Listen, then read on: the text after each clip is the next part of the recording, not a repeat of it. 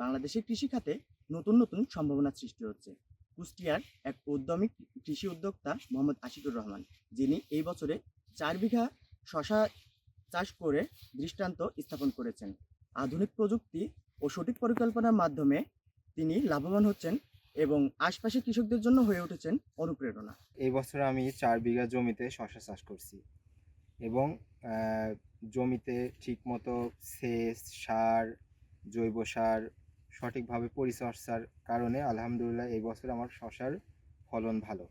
আশা করা যায় আমি এই বছর রমজান মাসে আমার রমজান মাসে দামটা ভালো পাবো। আমি শশাটা প্রথমত শশা লাগানোর জন্য জমিটা ভালোভাবে চাষ দিছি। তারপরে চাষ দেওয়ার পরে জমিটাকে চাষ দেওয়ার পরে সার বুনতে হবে মাটিতে।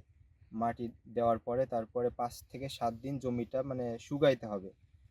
শুকানোর পরে তারপরে হচ্ছে শশার বীজটা বপন করতে হবে। তারপরে সেচ প্রক্রিয়া করতে হবে।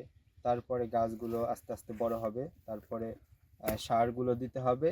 তারপরে ৪০ থেকে ৪৫ দিন বয়সে শশার ফলন চলে আসে এবং তখন থেকে শশা হারভেস্ট করা যায়। এখন বর্তমান যে জমি আমার আবাদ করছি, বর্তমানে আরও ভালো যদি ফলন পাওয়া যায়, কৃষির উপরে যদি ভালো টাকা ইনকাম করা যায়, এখান থেকে পরবর্তীতে আরও বড় পরিসরে আমার এটা হচ্ছে আবাদটা করব, ফসলগুলো আবাদ করব এবং এখান থেকে আমি চাই একটা ভালো ইনকামের ব্যবস্থা করতে পারবো ইনশাআল্লাহ। আলহামদুলিল্লাহ এবছরে আমার ফলনটা বেশি।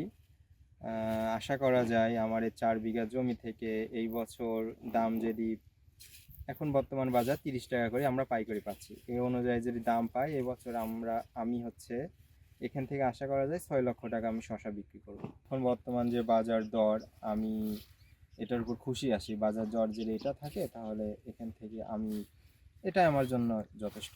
এখানে প্রতি বিঘা খরচ জমি সহকারে বিঘা প্রতি ৩০,০০০ টাকা খরচ এবং লাভ বিঘা প্রতি ১ লাখ টাকা করে থাকবে। খরচ বাদে ১ লাখ টাকা করে লাভ থাকবে। আমার এই জমিতে প্রতিদিন ৮ থেকে ১০টা মানুষ এখানে নিয়মিত কাজ করে এবং আলহামদুলিল্লাহ আমিও এখান থেকে ইনকাম করতেছি। যারা আমার এই জমিতে কাজ করতেছে তারাও এখান থেকে ইনকাম করতেছে আমার মাধ্যমেই, কারণ আমি তো সবজি আবাদ করতেছি।